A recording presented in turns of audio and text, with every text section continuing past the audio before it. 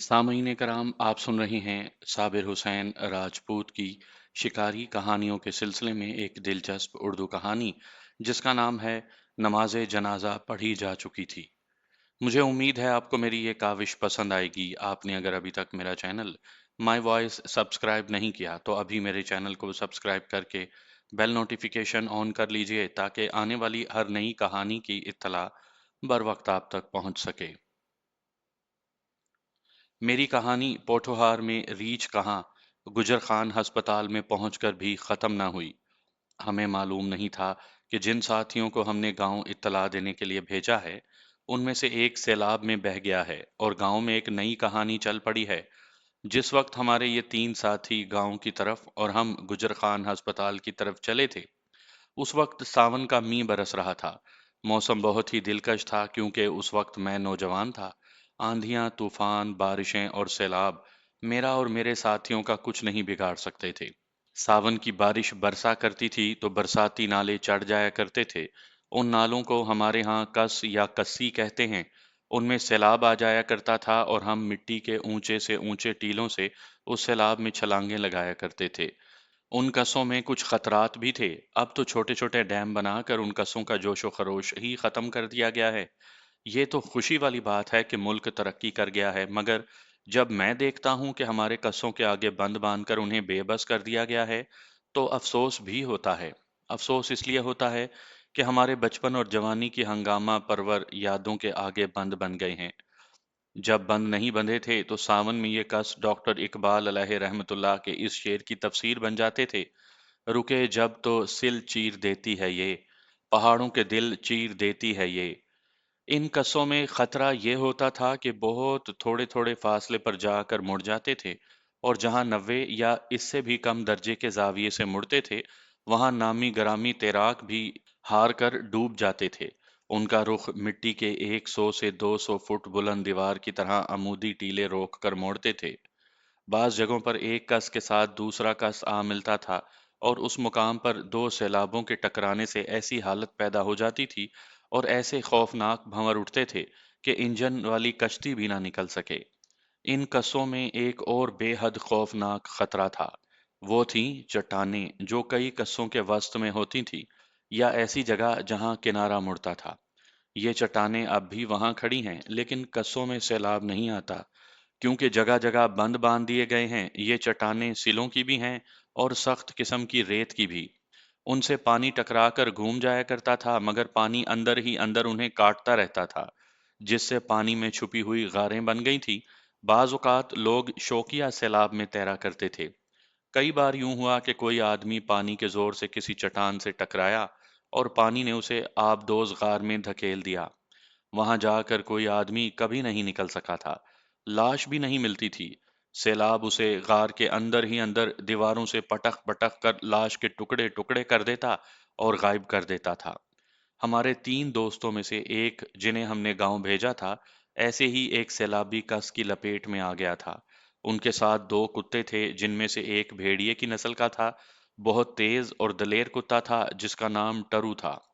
रीछ के साथ उसने बड़ी दलेरी से मार्का लड़ा था। ये हमारी टीम के लीडर कुत्तों में से था। बूली के बाद टीम पर उसी की हुक्मरानी थी।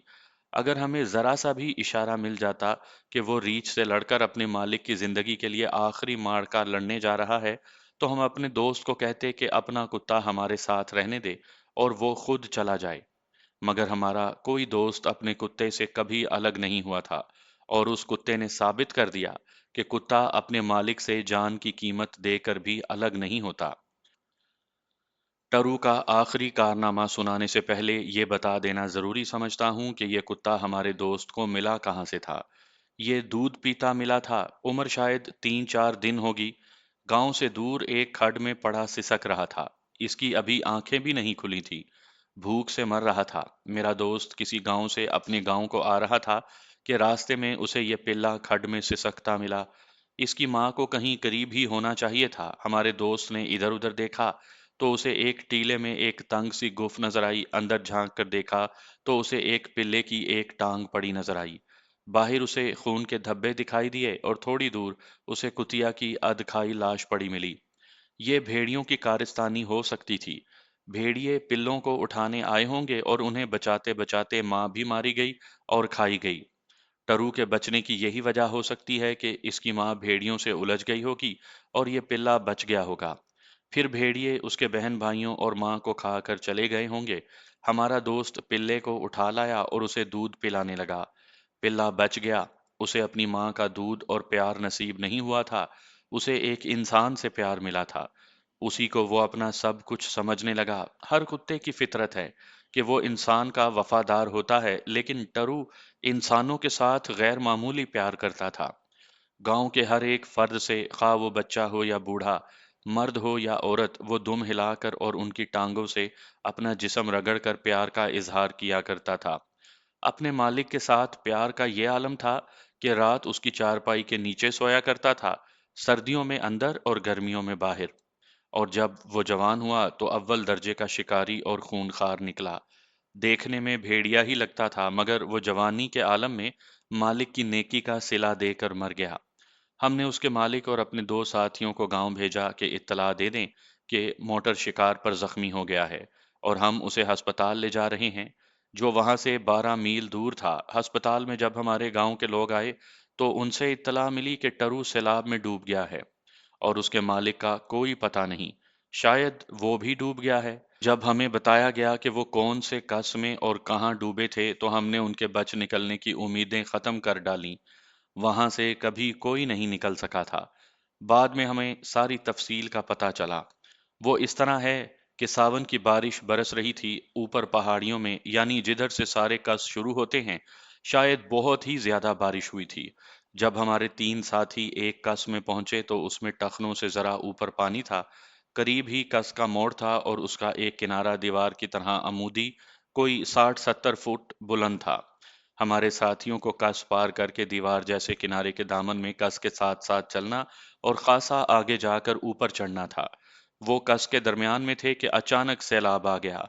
हमारे इलाके के कसों में सैलाब आहिस्ता आहिस्ता नहीं, बल्कि निहायत तेजी से आ जाता है, और जहां पाट तंग और किनारे बुलंद होते थे, वहीं सैलाब गहरा और तेज होता था। भैंस जैसे वजनी और ताकतवर जानवर को ये सैलाब संभलने नहीं देता था और बहा ले जाता था। हमारे कस्बों में ऐसे हादसे अक्सर हुआ करते थे। यही हादसा हमारे एक साथी से हुआ। दो साथी और एक कुत्ता सामने वाले किनारे के करीब पहुंच चुके थे। टरू भी आगे निकल गया था। उसका मालिक अभी पीछे था। मैं वस्त में पहुंचा तो कस के मोड़ की वजह से देख ना सका कि सैलाब आ रहा है। हमारे दूसरे साथियों ने बताया कि अचानक सैलाब एक पहाड़ की तरह आ गया, बिल्कुल ऐसे जैसे कई एक बसें पहलू ब पहलू इकट्ठी पूरी रफ्तार से चली आ रही हों। टरू का मालिक घबरा गया।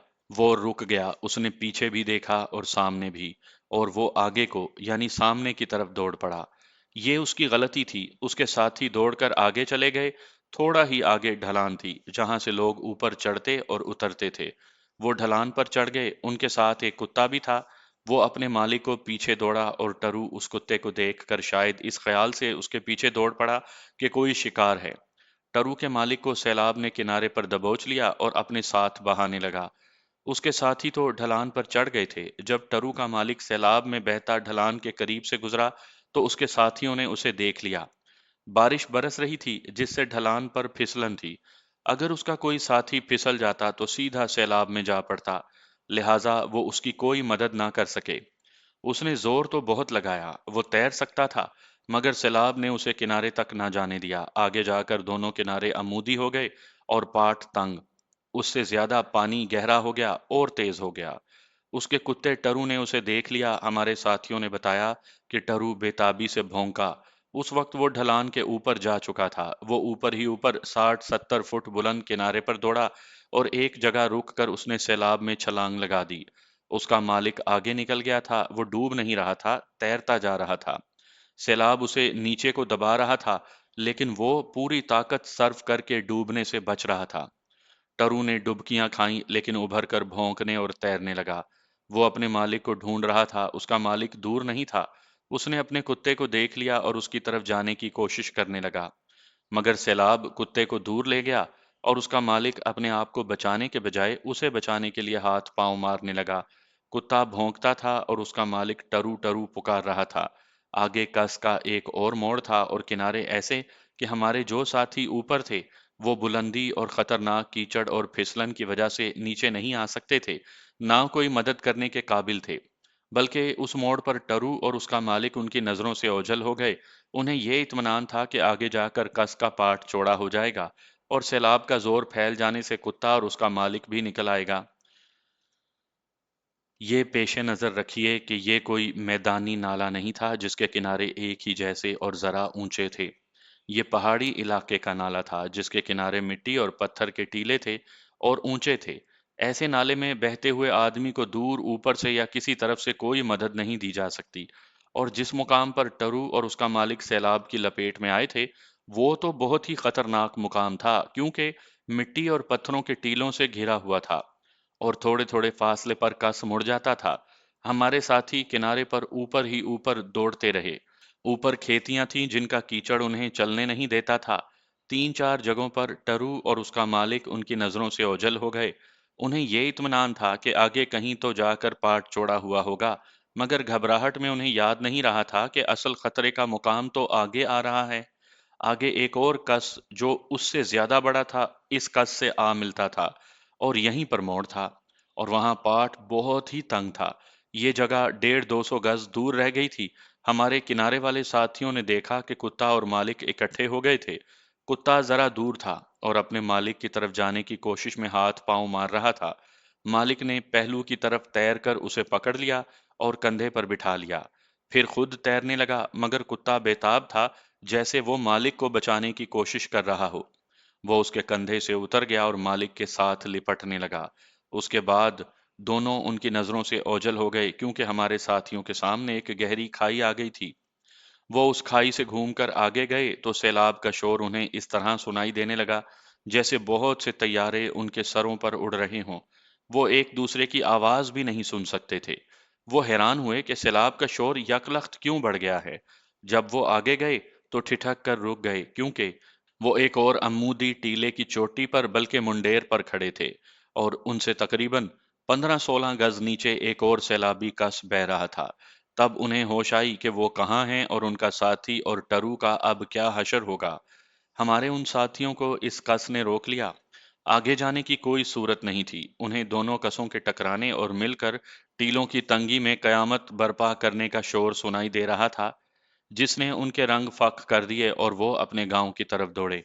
गांव में उन्होंने दो तशवीशनाक इत्तलात दी। एक ये कि मोटर को रीछ ने जख्मी कर दिया है और टरू के मालिक को सैलाब बहा ले गया है। मोटर के घर वाले और अजीज रिश्तेदार गुजर खान की तरफ भाग उठे और टरू के मालिक के लवाहिकीन कस की उस सिमत में भागे जिस तरफ वो बह गया था। हमारे साथी बताते हैं कि बड़ा ही इंदोनाक मंजर था। माएं और बहनें सरों से दुपट्टे उतारे कीचड़ में धंसती हुई चीखती चिल्लाती और बैन करती भागी जा रही थीं। वो जमाना साइकिलों और स्कूटरों का नहीं, घोड़ों का था। हमारे गांव में 14 घोड़े और घोड़ियां थीं। गधे गधियां तो बहुत सारी थीं। बार बर्दारी का जरिया गधियां और ऊंट ही था। इस तरक्की के दौर में भी हमारे देहात का बेशतर हिस्सा गधों और ऊंटों को इस्तेमाल करता है। गांव वालों के पास सवारी का जो भी जानवर था, उन्होंने पेश कर दिया। पैदल दौड़ती औरतों को घोड़ियों पर बिठाया, मर्द गधियों पर सवार हो गए। 3 ऊंट थे, 3-3 आदमी उन पर चढ़ बैठे और बाकी पैदल चल पड़े। वो मोहब्बत और खलूस का जमाना था। गांव का कोई एक भी मर्द गांव में ना रहा। कुछ लोग अस्पताल की तरफ गए और बाकी कस के बहाव की तरफ, मगर दोनों कसों ने उनके रास्ते रोक रखे थे। वो कसों का चौड़ा पाट ढूंढने लगे जहां से पार जाया जा सकता था। ऐसे पाट उन्हें मिल तो गए, लेकिन फासले बड़े लंबे हो गए। बारिश का जोर थम रहा था। अस्पताल पहुंचने वालों को 3 कस अबूर करने पड़े और जो लोग टरू के मालिक को ढूंढने गए थे, शाम का अंधेरा फैलने के बाद नाकाम वापस आ गए। इस तलाश की कहानी बहुत दर्दनाक है। सैलाब में बहने वाले की माँ और बहनों का ये हाल था कि बहते सैलाब के साथ दौड़ती थीं, दरख्तों की शाखों और झाड़ियों को बहता देखती थीं और चीखें मारकर पानी में उतर जाती थीं। मर्द उन्हें घसीट-घसीट कर पीछे करते थे। ये सारे लोग बहुत आगे चले गए, जहां कस का पाट चौड़ा था। एक जगह माँ ने सैलाब में छलांग लगा दी। वहां पानी गहरा और तेज था। 3 आदमी उसके पीछे कूद गए। वो किनारे से दूर नहीं थी। मर्दों ने उसे पकड़ लिया, लेकिन वो बाहर नहीं आती थी, चीखती और पकड़ने वालों को गालियां देती थी। कहती थी कि अपने बच्चे के साथ डूब मरूंगी, अब मुझे बच्चा अगले जहान में ही मिलेगा। इस तरह बहनें भी किसी के हाथ नहीं आती थी। ये लोग और आगे चले गए। एक जगह जहां दोनों कस मिलकर एक हो जाते थे, वहां से बहुत दूर आगे चौड़े पाट के किनारा कुत्ता टरू पड़ा मिला, लेकिन वो मर चुका था। वो किनारे के दरख्तों की जड़ों में अटका हुआ था। एक बहन मरे हुए कुत्ते के ऊपर गिर पड़ी और उसके मुंह के साथ मुंह रगड़कर ऐसे दिलदोज तरीके से रोने लगी कि मर्दों की भी धाड़ें निकल गईं। कुत्ते के मालिक के साथियों ने सबको बताया कि कुत्ता अपने मालिक को जान बचाने के लिए सैलाब में कूदा था। ये सुना तो माँ और बहनों ने मरे हुए कुत्ते को बारी बारी उठाकर बच्चों की तरह प्यार किया और बैन करके रोने लगी।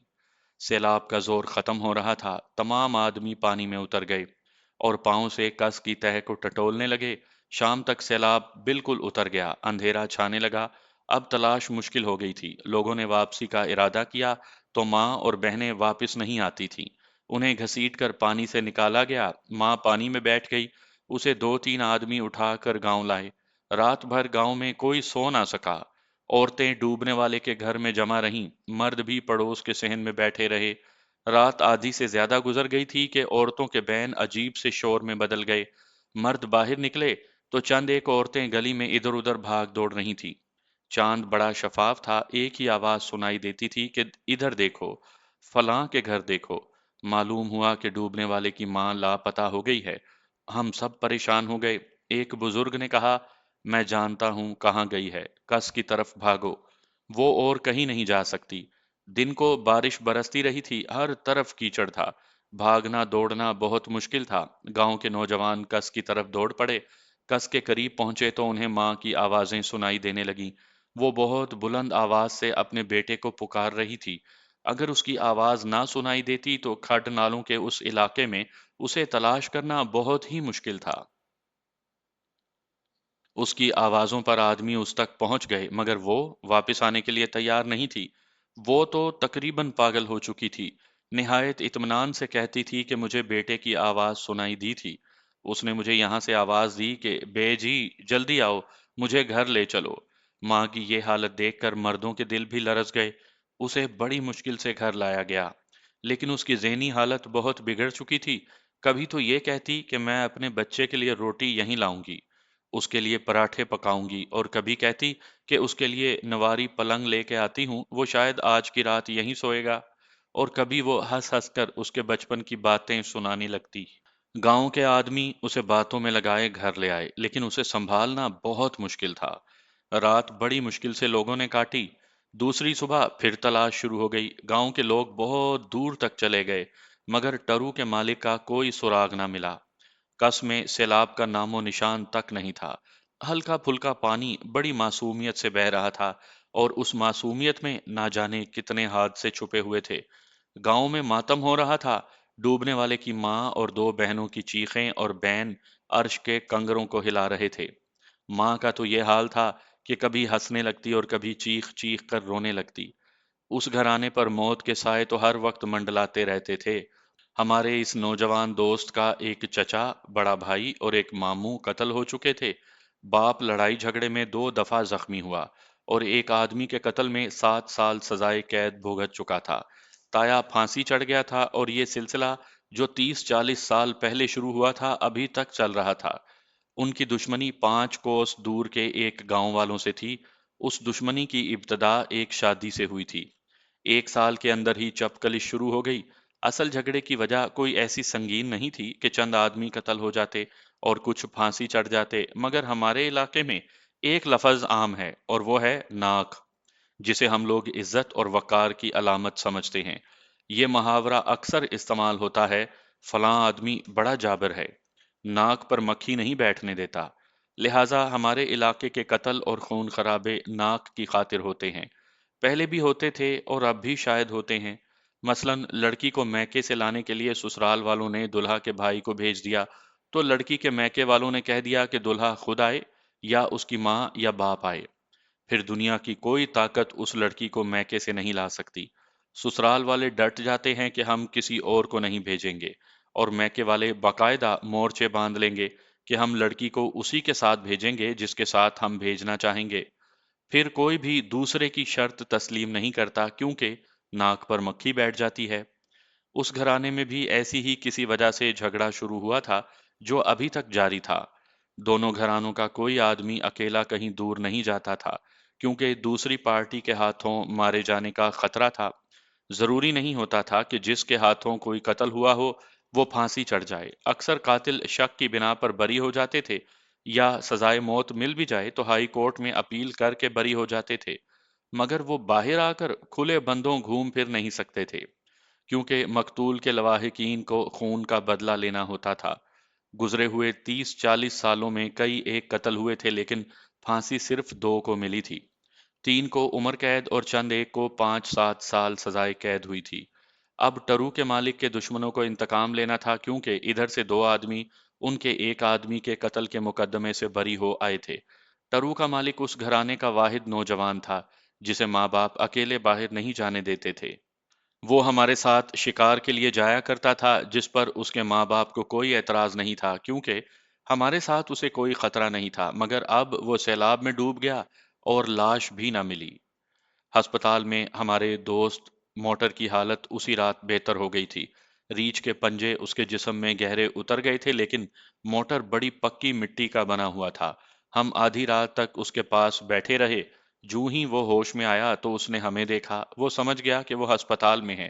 اس نے سب سے پہلی بات یہ کہی، اوئے حرامیوں، میری ماں کو نہ بتانا ورنہ وہ مجھے مویشیوں کے کمرے میں کھرلی پر باندھ دے گی۔ یہ الفاظ اس کے منہ میں ہی تھے کہ اس کی ماں جو شام کے وقت ہی گاؤں کے کچھ آدمیوں کے ساتھ گجر خان ہسپتال پہنچ گئی تھی بول پڑی۔ وہ موٹر کے پلنگ کے دوسری طرف کھڑی تھی۔ موٹر نے اسے دیکھا نہیں تھا۔ ماں نے لپک کر بیٹے کا منہ دونوں ہاتھوں میں لے کر اس کے گالوں اور ماتھے پر بوسوں کی بوچھاڑ کر دی، پھر بیٹے سے زخموں کے متعلق پوچھا۔ موٹر نے اسے تسلی دی اور کہا کہ زخم بہت معمولی ہیں، یہ لڑکے معلوم نہیں مجھے یہاں کیوں اٹھا لائے ہیں، میں تو ابھی گاؤں جانے کو تیار ہوں۔ ماں نے جب یہ سنا تو اس نے پلنگ سے ذرا پرے ہٹ کر دونوں ہاتھ کولوں پر رکھے اور دانت پیس کر موٹر سے کہا، تیرا باپ بھی حرام کی نسل ہے اور تو اصل حرامی ہے۔ تو کہتا ہے میں تجھے کھرلی سے باندھوں گی؟ تو چل گھر، میں تجھے کتے کے ساتھ باندھوں گی اور اسی کے ساتھ تجھے روٹی دوں گی۔ موٹر کا باپ زندہ دل آدمی تھا، پاس ہی کھڑا ہنس رہا تھا۔ اس نے کہا، خدا تجھے ہدایت دے، ذرا آہستہ بول، وارڈ میں مریض سوئے ہوئے ہیں۔ ماں نے غصے سے بیٹے کے جسم کو دیکھنا شروع کر دیا۔ یہ ایسا غصہ تھا جس میں پیار ہی پیار تھا۔ اس عورت کے دل میں خاوند کا جو پیار تھا اس کی مثال دی جایا کرتی تھی۔ یہ پیار کی بے تکلفی تھی کہ وہ خاوند کو بھی جو منہ میں آئے کہہ گزرتی تھی۔ اپنے بیٹے سے فارغ ہو کر ماں ہماری طرف متوجہ ہوئی اور دل کھول کر ہمیں گالیاں دینے لگی۔ اس دوران اس نے ہم سب کی قمیضیں اٹھوا اٹھوا کر دیکھا کہ ہم میں سے کوئی اور زخمی تو نہیں۔ اسے جتنا پیار اپنے بیٹے سے تھا اتنا ہی ہم سب سے تھا۔ جب اس نے دیکھا کہ ہم سب ٹھیک ہیں تو اس نے ہمیں شکار سے باز آ جانے کو کہا۔ جب دیکھا کہ ہم پر کوئی اثر نہیں ہو رہا اور ہم ہنس رہے ہیں تو اس نے کہا، دیکھو کمبختو، تم سمجھتے نہیں، اگلے جہان خدا تمہیں کتا بنائے گا اور یہ کتے تمہارے گلوں میں زنجیریں ڈال کر تم سے گیدڑ اور خرگوش مروائیں گے۔ خدا کے عذاب سے ڈرو۔ ہسپتال میں پہلی رات گزر گئی۔ ہم صبح گاؤں کو روانہ ہوئے۔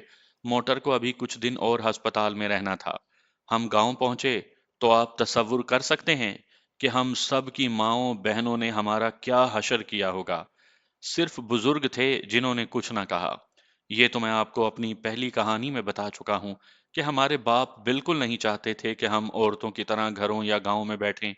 ان کی کوشش یہ ہوتی تھی کہ ہم مرد بنیں اور سختیاں سہنے کے قابل ہو جائیں۔ یہ اس حادثے کا دوسرا دن تھا۔ گاؤں کے بہت سے آدمی ہمارے دوست کی لاش کی تلاش میں نکل گئے تھے۔ میں نے ڈوبنے والے کا نام ابھی تک نہیں بتایا۔ اس کا نام جلال خان تھا اور ہم اسے جلو کہا کرتے تھے۔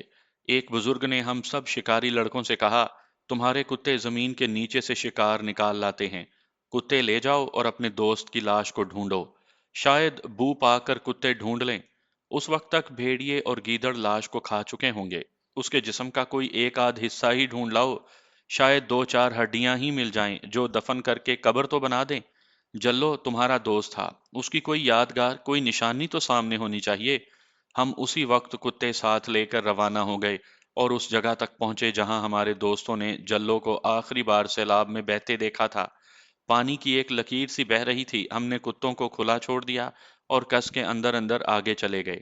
جہاں دو کس مل کر گھومتے تھے وہاں جھیل سی بنی ہوئی تھی اور پانی بہت گہرا تھا۔ ہم سب نے کپڑے اتارے اور غوطے لگانے لگے۔ ہم تہہ تک گئے اور ٹٹول ٹٹول کر لاش تلاش کی، مگر لاش کا کوئی سراغ نہ ملا۔ میں آپ کو بتا چکا ہوں کہ کس کے راستے میں سلوں کی بھری سی چٹانیں بھی آ جاتی ہیں جو پانی کا رخ موڑ دیتی ہیں۔ سیلاب ان چٹانوں کو کاٹتا رہتا ہے اور گھومتا رہتا ہے، جس سے پانی کے اندر چٹانوں میں غاریں بن جاتی ہیں۔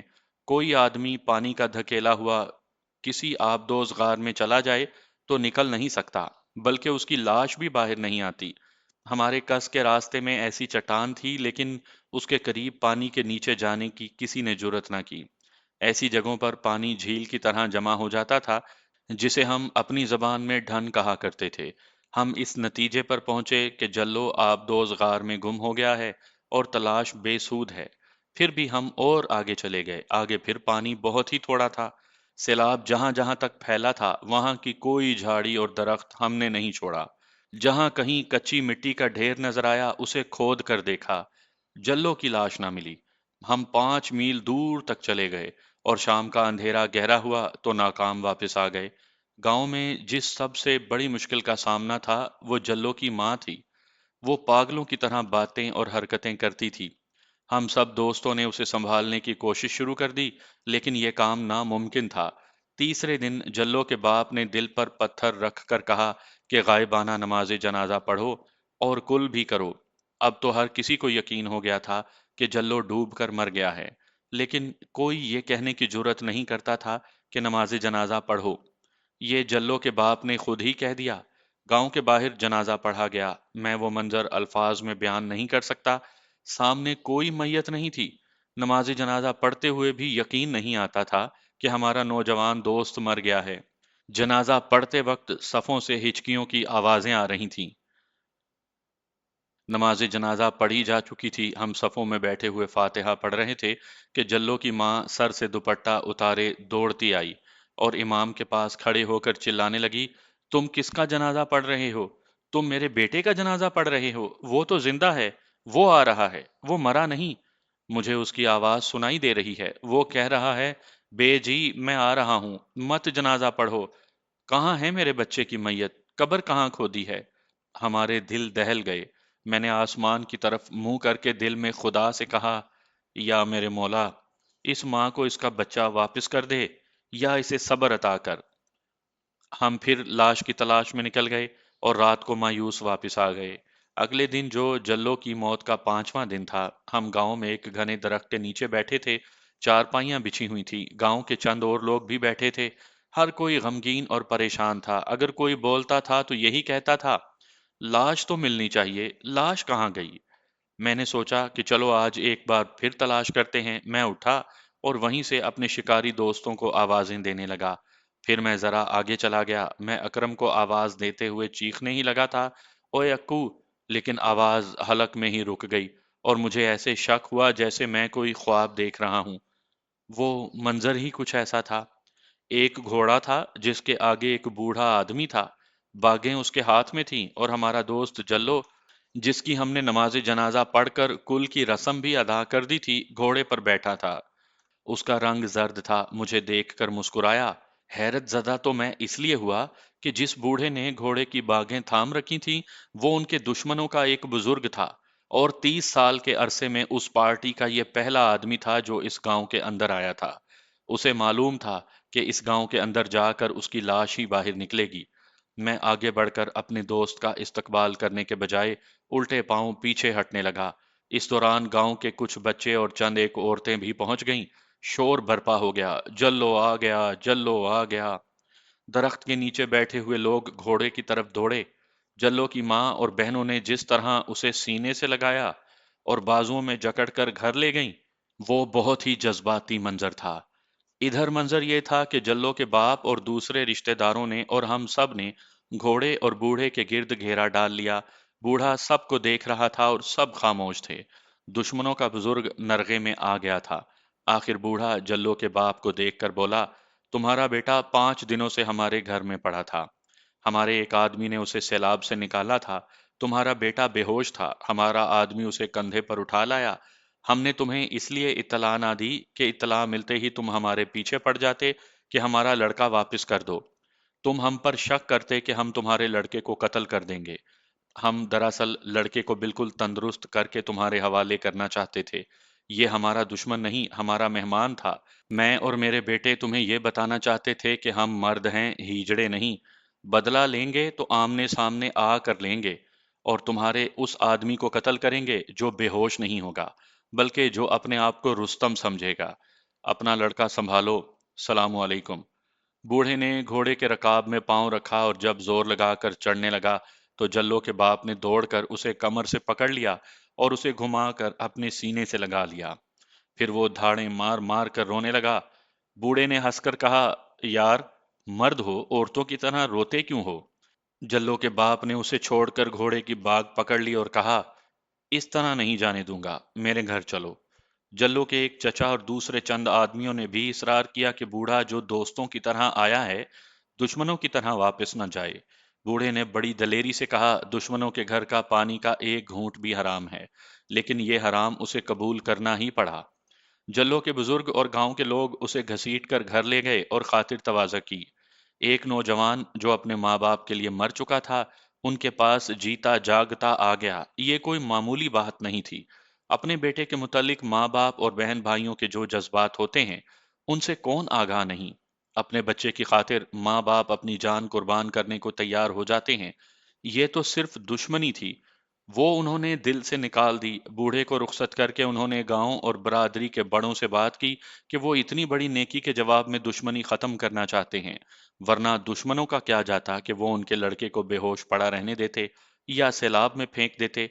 उनका इंतकाम भी पूरा हो जाता और वो कत्ल के जुर्म में पकड़े भी ना जाते। लेकिन उन लोगों में आखिर किरदार वाली रमक मौजूद थी। इसीलिए उन्होंने लड़का ना सिर्फ वापस कर दिया, बल्कि तंदुरुस्त करके वापस किया। दूसरे दिन देहात की रिवायत को तोड़ा गया और जल्लो का बाप, चचा और बरादरी के 4 बुजुर्ग दुश्मनों के गांव में गए और अमन का ज़बानी मुआहिदा करके आए। मुआहिदे की कामयाबी की वजह यह थी कि एक फरीक ने यानी जल्लो के बुजुर्गों ने सर झुका लिया था और नाक पर मक्खी को बैठने की इजाज़त दे दी थी। रिश्ते नाते जो एक मुद्दत से टूट गए थे, फिर से जोड़े गए। जल्लो की एक बहन का रिश्ता उस बरादरी में दिया गया और उस बरादरी की एक लड़की का रिश्ता जल्लो को दिया गया। हमें रिश्तों नातों से तो कोई दिलचस्पी नहीं थी। हम जल्लो से ये सुनने को बेताब थे कि सैलाब के अंदर उस पर क्या बीती। उसने बताया कि सैलाब का जोर उसके बस से बाहर था। वो किनारे की तरफ जाने की जितनी कोशिश करता था, सैलाब उसे उतना ही नीचे को दबाता था। उसने अपने कुत्ते टरू को ऊपर से छलांग लगाते देख लिया था। फिर वो कुत्ते को बचाने की कोशिश करने लगा। कुत्ते के मुतालिक उसने बताया कि कुछ तो कुत्ते ने उस तक पहुंचने की कोशिश की और कुछ जल्लों ने उस तक पहुंचने के लिए जोर लगाया।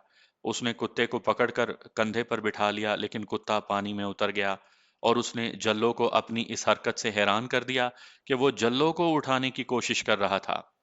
जल्लों ने बताया कि वो शायद किसी जगह से बाहर निकलने में कामयाब हो जाता, लेकिन टरू को साथ लेकर इस कदर तेज और गहरे सैलाब में तैरना बहुत ही मुश्किल था। फिर वो दो कसों के मिलने के मुकाम पर जा पहुंचा। टरू उसके साथ था। उसने ऐसे महसूस किया जैसे कोई बहुत ही ताकतवर जानवर उसे पकड़कर नीचे को ले जा रहा हो।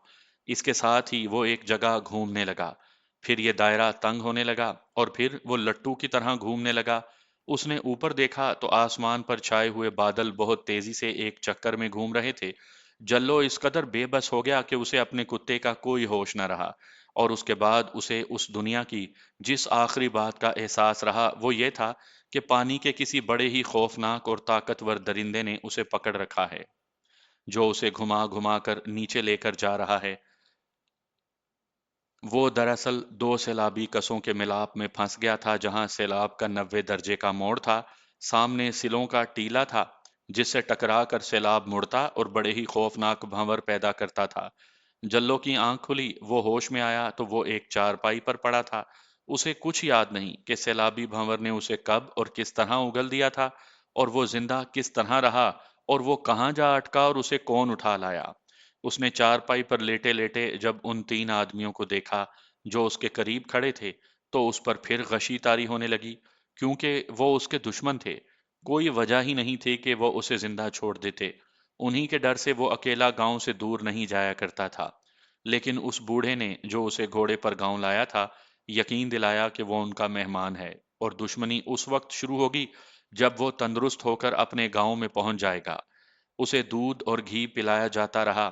اسے کوئی چوٹ نہیں آئی تھی، نہ کوئی زخم تھا، البتہ جسم کا جوڑ جوڑ جیسے کھل گیا تھا، اور ہڈی ہڈی درد کر رہی تھی۔ کمزوری اتنی زیادہ تھی کہ وہ کروٹ بھی نہیں بدل سکتا تھا۔ اس نے کئی بار اپنے دشمن میزبانوں سے کہا کہ اس کے گھر والوں کو بلا لیں، لیکن اسے یہی ایک جواب ملتا رہا کہ جب ٹھیک ہو جائے گا تو اسے گاؤں پہنچا دیں گے۔ وہ ڈرتا رہا کہ یہ دھوکہ ہے۔ اس کے ساتھ کوئی آدمی کوئی فالتو بات نہیں کرتا تھا۔ دشمنی بدستور قائم تھی، اور میزبانی اور علاج پورے خلوص سے ہوتا رہا۔ آخر وہ اپنے گاؤں پہنچ گیا۔ جب اسے بتایا گیا کہ ٹرو مر گیا ہے تو وہ بہت رویا، اور وہ بہت عرصہ مغموم رہا۔ جلو کی ماں جو پہلے غم سے پاگل ہو گئی تھی، اب خوشی سے پاگل ہونے لگی۔ بہرحال جلد ہی سنبھل گئی۔ 7 8 روز بعد موٹر بھی ہسپتال سے آ گیا۔ گاؤں میں یہ حال ہو گیا کہ ہم سب کی مائیں ایک طرف اور باپ دادے ایک طرف ہو گئے۔ دو محاذ بن گئے۔ باپ دادے ہمیں شکار سے روکنا نہیں چاہتے تھے، اور مائیں دھمکیاں دے رہی تھیں کہ وہ کتوں کو زہر کھلا دیں گی۔ ہم ڈرنے لگے کہ مائیں بہنیں کہیں کتوں کو زہر ہی نہ دے دیں، لہٰذا جہاں کتے ہماری رکھوالی کیا کرتے تھے، ہم رات کے وقت کتوں کی رکھوالی کرنے لگے۔ 1 مہینے تک ہمارا شکار بند رہا۔ آخر ہم ایک روز باپوں اور دادوں کی حوصلہ افزائی سے شکار کو چلے گئے۔ یہ کہانی سن کر آپ یہ نہ سمجھیں کہ جلو کی جان بچا کر دشمنی ختم ہو گئی تھی۔